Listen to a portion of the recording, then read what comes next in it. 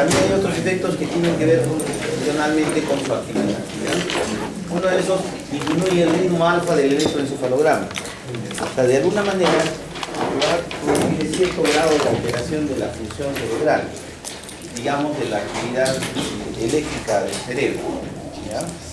Puede causar también euforia y depresión. Aumenta la presión intracraneana. Entonces, este efecto a veces el incremento en algunos pacientes es más notable que en otros.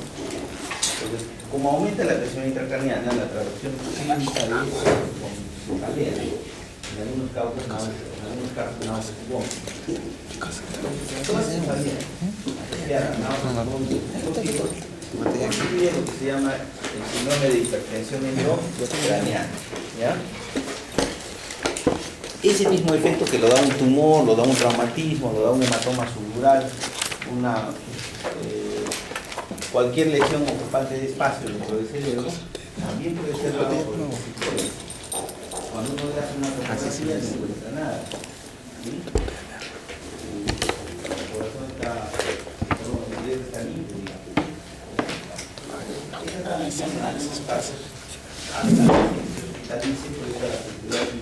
Por esta razón. Y esto es lo que se conoce con el nombre de pseudotumor cerebral, ¿ya? O sea, imita a lo que podría ser un tumor cerebral. Por su efecto endocrinológico, el cortisol va a suprimir también los ejes hipotálamo, hipófisis, suprarrenal, porque hace feedback también negativo. Suprime también los ejes de la hormona estimulante de la tiroides, de la hormona de crecimiento y de la hormona luteinizante. Es decir, esta principal hormona puede causar la supresión de todos los ejes endocrinos que tiene el órgano. Entonces, por eso le decía, ¿no? Si un son debe ser bastante restringido, debemos tener en consideración más los efectos perjudiciales que los beneficios. ¿Okay? También produce úlcera péptica porque inhibe la prostaglandina I2.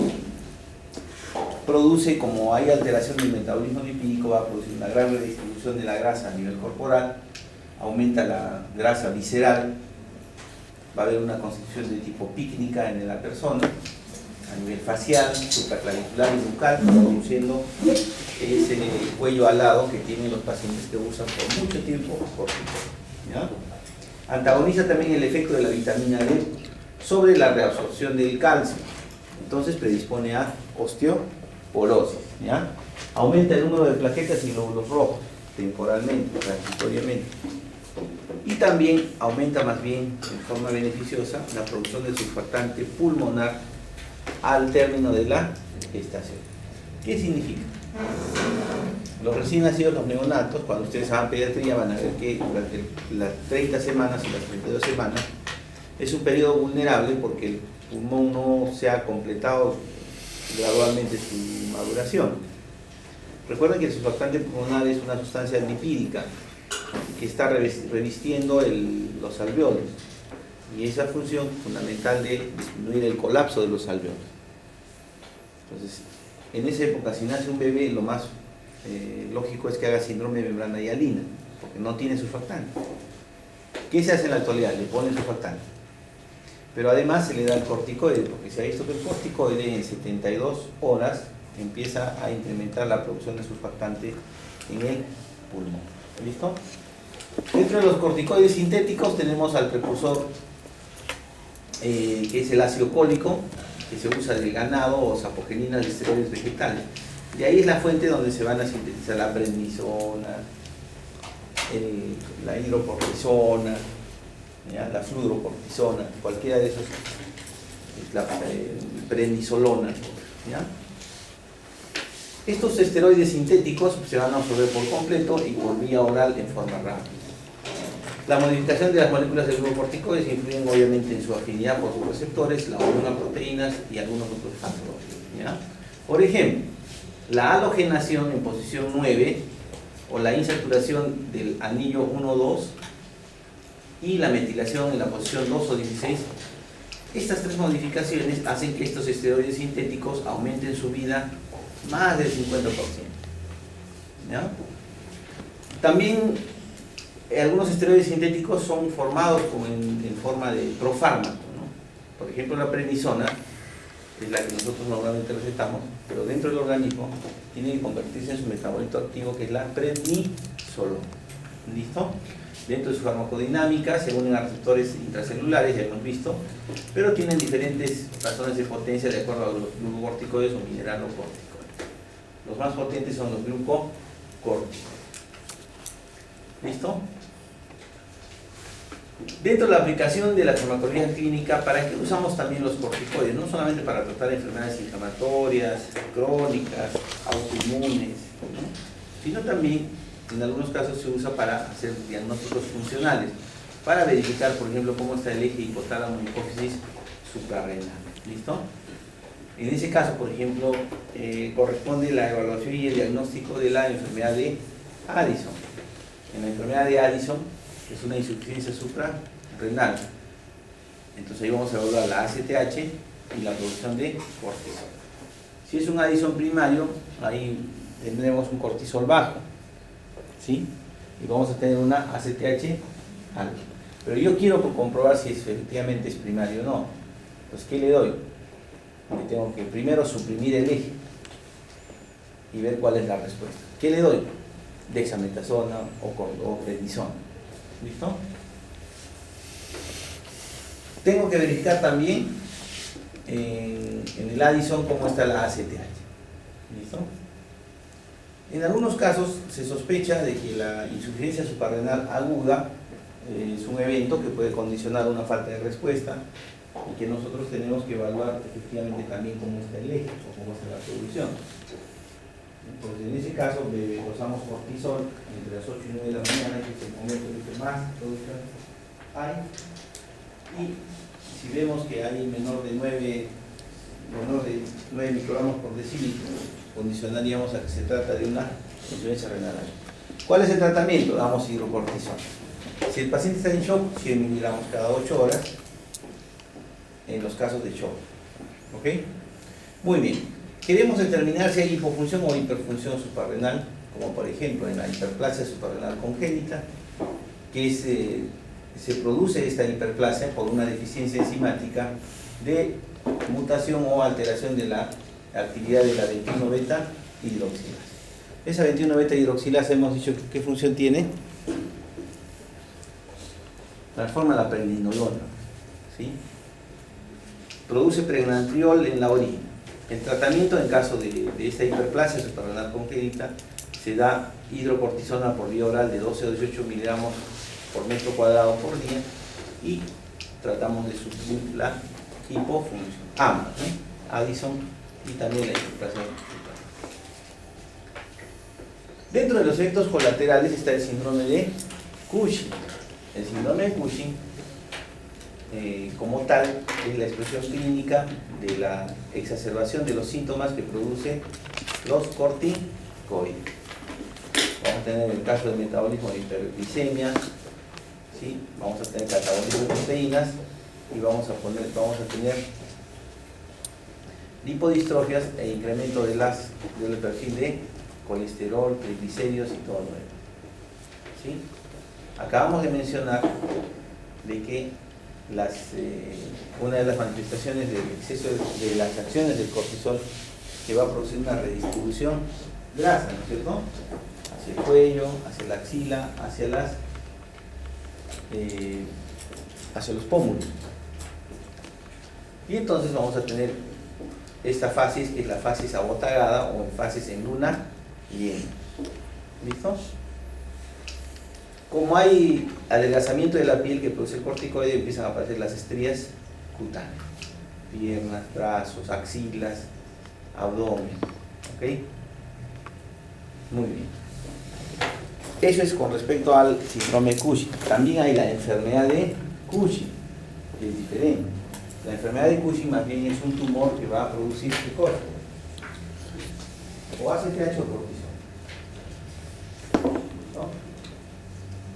La enfermedad de Cushing es un tumor productor de ACTH y que eso va a producir finalmente un cuadro clínico similar al síndrome de Cushing. El síndrome de Cushing generalmente es por ingesta exógena de corticoides para tratar una enfermedad. ¿Ok? Con relación a los mineralocorticoides, hablamos de la capa biomolecular. Hay también una enfermedad, por supuesto. Hay algo que se llama el hiperaldosteronismo primario. La enfermedad de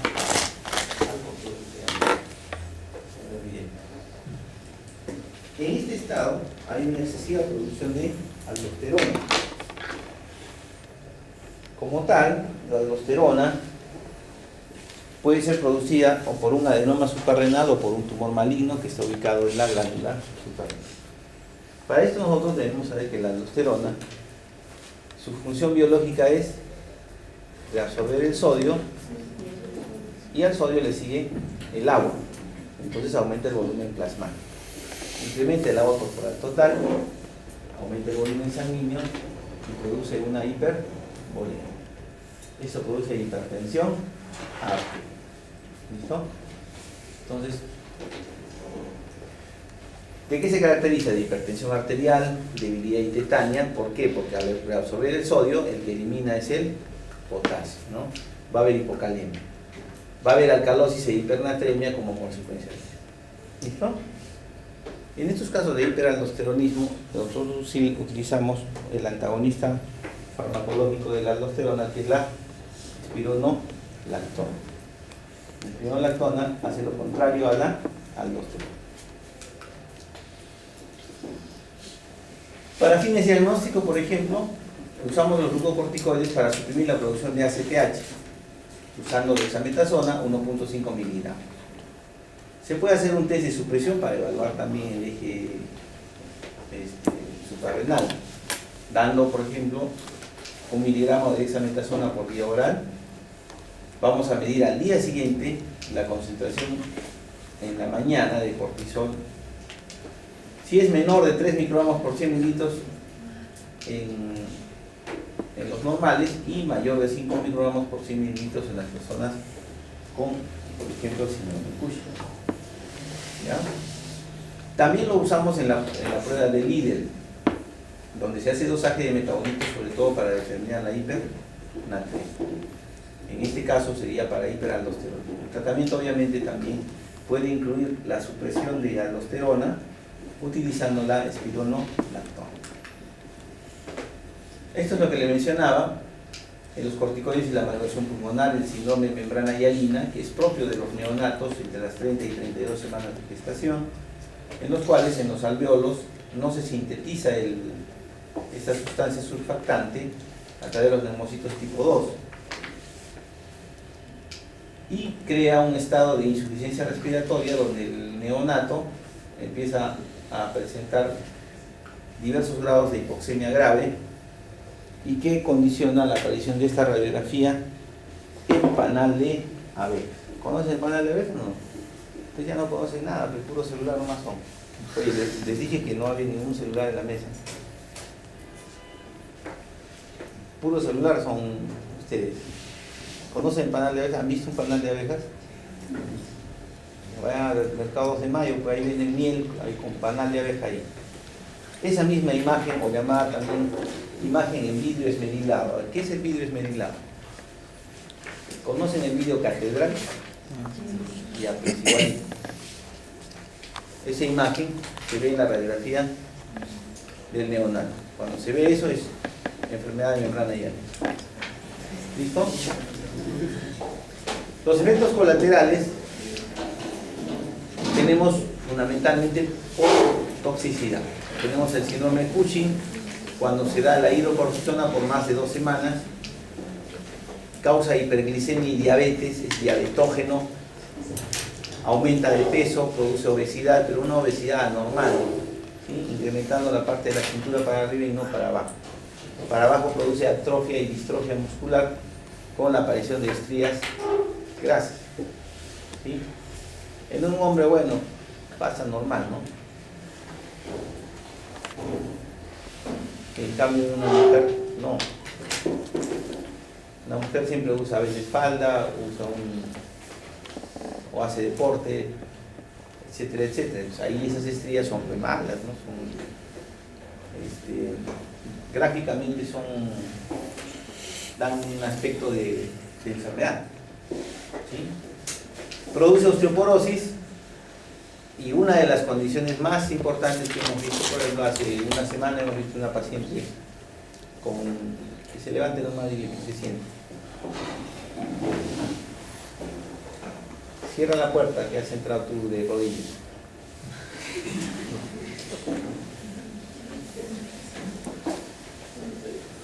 Una pacientita con lupus eritematoso sistémico recibe tratamiento con prednisona como inmunosupresor antiinflamatorio, y entonces a las 12 me le dan dosis altas, 8 o 12 miligramos de prednisona al día, a 20 hasta 30 se le da miligramos por día. Y de repente estuvo en tratamiento casi 8 meses, y hace una semana empieza a acusar dolor en la cadera del lado derecho. ¿Sí? Lo más importante es que preguntar, o sea, yo les digo, yo no sé cómo despertar esa antigua concepción de que el médico, lo más importante durante su actividad es la entrevista con el paciente. O sea, esa confianza de que el paciente nos está revelando cosas a nosotros y que nosotros estamos intentando armar un rompecabezas con los síntomas que tiene. Eso es semiología pura. La confección y la elaboración de los síndromes. ¿Sí? Lo más importante es eso, el antecedente. ¿Usted qué enfermedad tiene? ¿Desde cuándo tiene? ¿Cómo la tiene? ¿Quién le hizo el diagnóstico? ¿Cómo le hicieron el diagnóstico? ¿Qué tratamiento recibe? ¿Cuánto tiene? ¿Qué dosis utiliza? ¿Ha tenido algún efecto colateral? ¿Cuántos controles por endocrino tiene? ¿Qué es lo que le ha recomendado? Eso es lo que tenemos que preguntar, señor. Entonces la señorita dice, 8 meses de tratamiento, que usó prednisona primero 30, después 20, ahora 12 miligramos. A la par se le ve bien gordita. Muéstrame sus axilas. El doctor que le practique mojando las axilas. Entonces ya apareciendo ya está, el pushi ya está.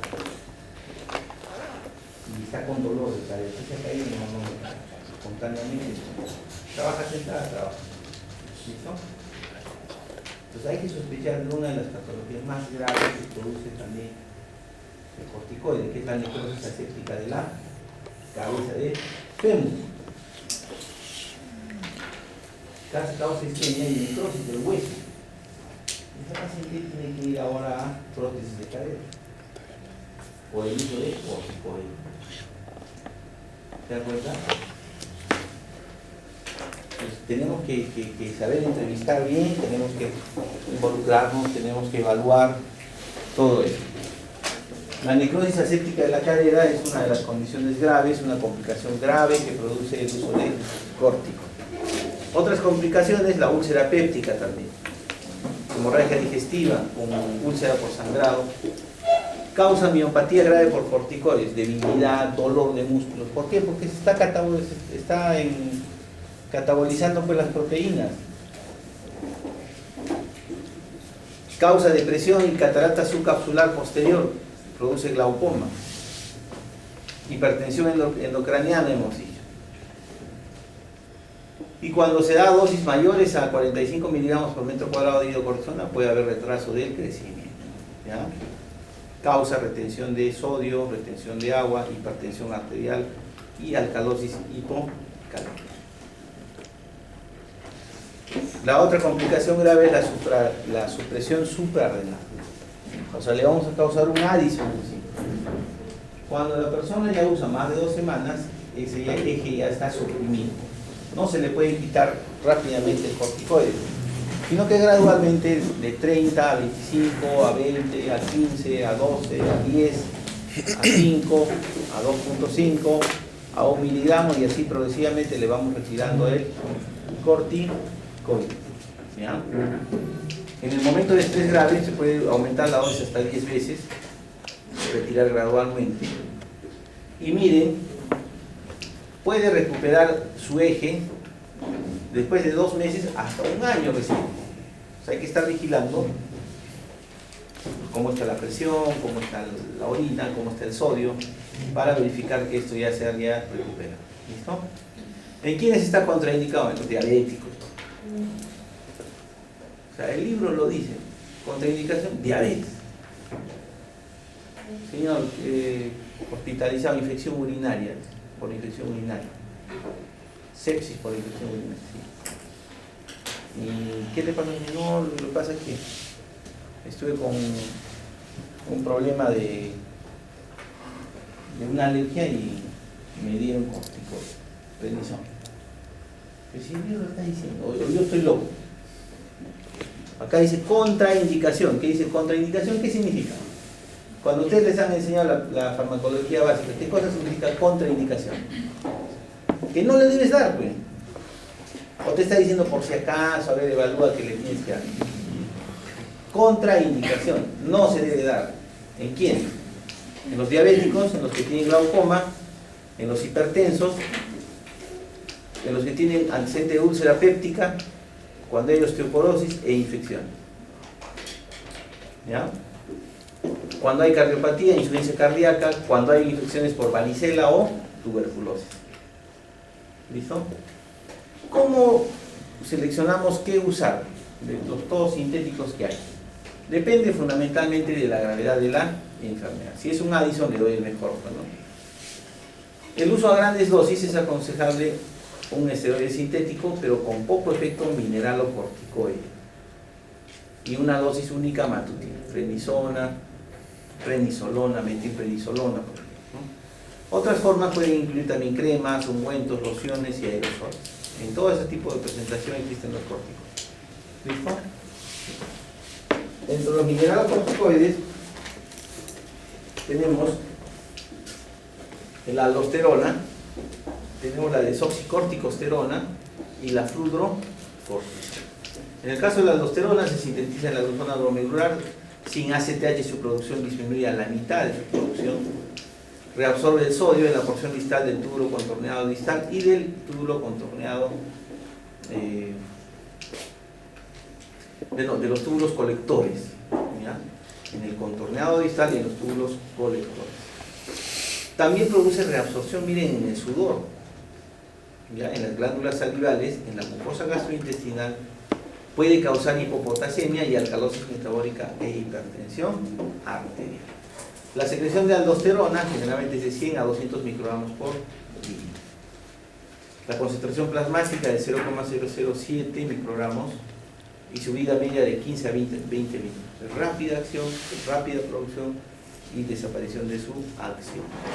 Su excreción es renal como tetrahidroaldosterona con flúor. ¿Listo? Si no tenemos aldosterona, le podemos dar la desoxicorticosterona. Es precursora de la aldosterona, es un profármaco. Su secreción de 200 microgramos por día, vida media 70 minutos y concentración 0,03 microgramos. La fludocortisona es el más potente glucocorticoide y también tiene actividad mineralocorticoide. La dosis se hace de 0,1 miligramos 2 a 7 veces por semana. ¿Qué significa? Con la fludocortisona le damos una vez a la semana y listo, resolvemos un problema de hipoaldosteronismo. ¿Listo? Hay en el Cushing, como ya hay un exceso de corticoides, entonces tenemos que dar los antagonistas de estos agentes suprarrenocorticales. Entonces, ¿cómo frenamos la producción? Podemos usar la aminoglutetimida. La aminoglutetimida es un fármaco que impide la conversión del colesterol en prednisolona. Pues este te va a suprimir las tres capas: fascicular, reticular y la glomerular. O sea, te frena la producción de mineralo, de gluco y de sexocorticoide. ¿Listo? En general. La aminoglutetimida se usa fundamentalmente en cáncer de mama, síndrome de Cushing, acá está, y carcinoma suprarrenal productor de hormonas. ¿Listo? Aumenta además el metabolismo de la dexametasona, por eso es que se usa fundamentalmente en el Cushing. ¿Listo? Hay hiperfunción, hay un Cushing, hay una enfermedad de Cushing. ¿Cuál es el tratamiento? Hay que darle ketoconazol. ¿Qué es el ketoconazol? Es un antimicótico. Se usa para tratar infecciones por hongos. Pero además, este antifúngico tiene una acción inhibitoria potente y no selectiva de los esteroides suprarrenales y gonadales. Se ha visto que inhibe el corte lateral del colesterol y de la citocromo P450. Inhibe a la actividad de la enzima liasa y la deshidrogenasa en la síntesis de los corticoides. ¿Ya? El único problema es que se usa dosis altas de 200 a 1200 miligramos por día. Ketoconazol viene 100 miligramos, pero su principal problema es que causa daño o lesión hepática, hepatotoxicidad. Entonces, digamos que no se usaba antes en los pacientes con Cushing, pero que causa mucho problema hepático. La metirapona es otro antagonista de los glucocorticoides, es un inhibidor relativo selectivo de la hidroxilación de los 11 esteroides, interfiere en la síntesis tanto del cortisol como de la corticosterona. Inhibe por este motivo el cortisol. Es el único medicamento de inhibición suprarrenal que puede usar las gestantes con síndrome de Cushing. ¿Ya? Entonces, esta, la metirapona, es la única que puede ser recetada en una paciente que tenga Cushing y esté embarazada, porque los demás se incluyen los PCK. Se usa también en pruebas de función renal. El trilostano es otro fármaco, es un inhibidor de la deshidrogenasa 3-beta-17 hidroxiesteroides y su efecto es comparado con la aminoglutetina. La bilaterona es otro antagonista de los corticoides, es el inhibidor más nuevo que existe de la síntesis de esteroides, es un bloqueador de la 17-alfa hidroxilasa y de la liasa 17-20 hidroxilasa. Este medicamento controla los efectos de los corticoides por exceso, disminuyendo la síntesis de cortisol y de los esteroides gonadales. La bilaterona se usa actualmente en el tratamiento de los cánceres de próstata resistentes al tratamiento o sensibles al corticoide. Otro fármaco antagonista es la mifepristona.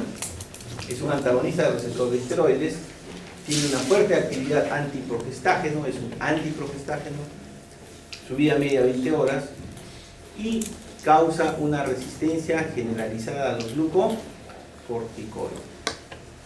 Es el fármaco que puede revertir el fenotipo cushingoide, o sea, esas alteraciones de la redistribución de la grasa, el tipo corporal cíclico.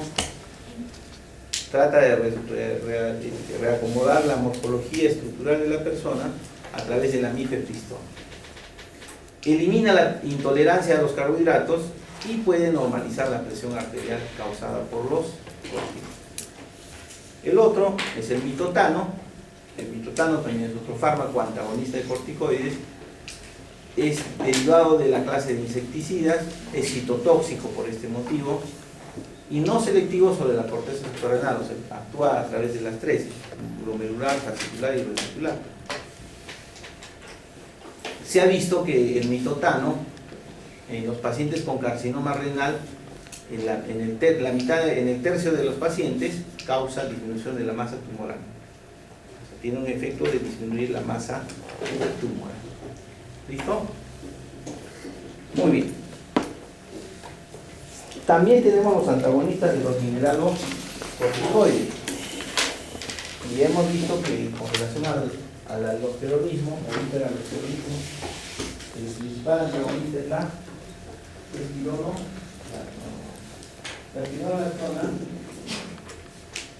es una 7-alfa acetiltioespirulolactona, ese es su nombre químico compuesto, ¿no? Tiene inicio de acción lenta, sus efectos duran de 2 a 3 días, se usa en el hiperaldosteronismo primario a una dosis de 50 a 100 miligramos por día. Es un antagonista del efecto de la aldosterona. ¿Okay? Puede usarse dosis grandes de 200 hasta 400 miligramos por 2 semanas y además también se puede usar ya que produce disminución de los caracteres sexuales impropios, obviamente en la mujer, como el hirsutismo. Puede mejorar en 6 meses como antagonista de los estrógenos, ¿ya? Tenemos otro parecido a la aldosterona, que es la eplerenona. La eplerenona, para tratamiento también igual de hipertensión, y puede causar hiperpotasia. La dospirrenona es un antagonista también de los efectos de la aldosterona y se usa también como progestágeno oral. Estos tres inhiben la actividad de la aldosterona.